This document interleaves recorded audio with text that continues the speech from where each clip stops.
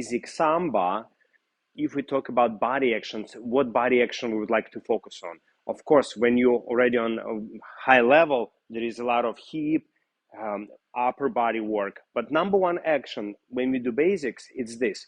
It's when your belly button is winking, just in and out, contractive feel here in your tummy.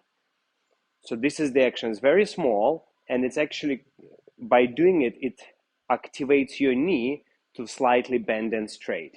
In, out. No circles. No circles. Just in, out. Yeah, forget circles for now. Very good.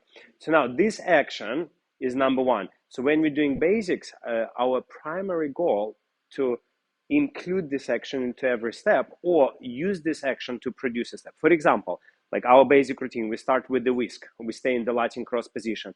So here, as you prepare already, try to activate in and out. Don't worry about this compression, rotations. Just this action itself already will be a great start. Then we're going whisk. We want to have 1, 2. This movement never stop. 3, 4. Always alive. 5, 6, 7, 8. Then, for example, we're moving into the stationary walk or Samba walks. 1, because let's say you just start learning, you don't know what to start with. So this action will be a great starting point. Continue. 3, 4, 5, 6, 7, 8. You can hold your arm here and activate, encourage your tummy to do it. Like, let's say if you're doing a batafogo, the same idea. We have a tummy action here. Belly button winking here. 1, 2.